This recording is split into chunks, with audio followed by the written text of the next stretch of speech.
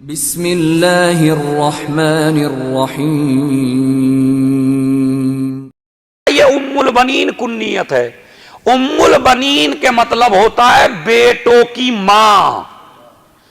عربوں میں کبھی کبھی لڑکی کا نام ام البنین رکھ دیتے تھے کہ نیک شگن کے اعتبار سے۔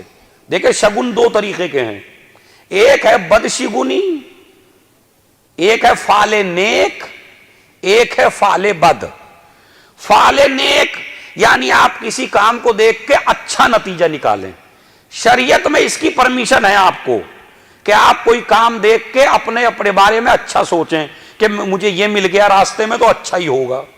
مثلا آپ کسی کام سے جا رہے ہیں اور وہاں سے گزرتے گزرتے جس کام کے لیے جا رہے تھے راستے میں آپ کو ایک آدمی مل گیا، اس سے پوچھا آپ کا نام کیا ہے؟ کہا میرا نام ہے ناصر حسین۔ اب سمجھے بھائی اس کا مطلب ہے ناصر یعنی نصرت کرنے والا، یعنی یہ جو میں کام نکلا ہوں اس میں اب میری اللہ مدد کرے گا۔ تو یہ ہے فعل نیک۔ نیک فعل نکال سکتے ہیں آپ، یعنی نیک شگن آپ کر سکتے ہیں کسی چیز کو دیکھ کے۔ جیسے رسول اسلام جب مکے سے مدینہ ہجرت کر رہے تھے تو پہلا آدمی ملا، رسول نے کہا تیرا نام کیا ہے؟ کہا سالم۔ تو ایک مرتبہ نبی نے کہا اس کا مطلب ہے ہم دشمنوں سے بچ گئے، سالم ہو گئے۔ یعنی اس کا مطلب ہے کہ آپ فعل نیک لے سکتے ہیں، مگر شریعت میں فعل بد نہیں ہے۔ مثلا ابھی کسی کام سے نکلے آپ جاب کی تلاش میں، بلی آگے سے گزر گئی، بلی راستہ کاٹ گئی۔ اب آپ کیا کہتے ہیں؟ اب تو کام ہونا ہی نہیں ہے چونکہ بلی راستہ کاٹ گئی۔ اس کی اسلام میں کوئی پرمیشن نہیں، یہ ناجائز ہے، یہ غلط ہے، اسلام میں اس کی کوئی گنجائش نہیں ہے۔ کیا آپ اچھا نتیجہ نکالیے نا۔ اچھا اگر یہی بات ہے بلی منحوس ہو گئی تو جب اس نے آپ کا راستہ کاٹا تو آپ نے بھی تو کاٹا وہاں سے جا کے اس کا، کیا پتا وہ بھی یہی کہتے ہو بڑا منحوس آدمی تھا، آج دودھ بھی پینے کو نہ ملا مجھے۔ ایک صلوات بھیج دیں محمد والے بات۔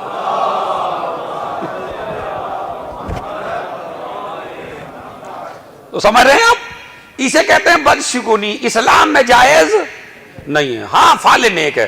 تو عرب بچیوں کا نام فعل نیک کی وجہ سے رکھ دیا کرتے تھے ام البنین، یعنی بیٹوں کی ماں۔ اس لیے کہ ہم اب ابتدا ہی سے جب اس کا نام رکھیں گے تو انشاءاللہ اللہ اسے اولاد سے محروم نہیں کرے گا۔ یہ تھا طریقہ۔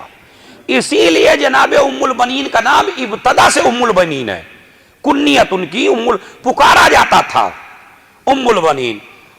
ماں کا نام جناب ام البنین کی ہے جناب سمامہ یا سمامہ، سے سمامہ ماں کا نام ہے، اور باپ کا نام ہے حزام، فاطمہ بنت حزام۔ حزام کہتے ہیں نا، حزام نام ہے باپ کا۔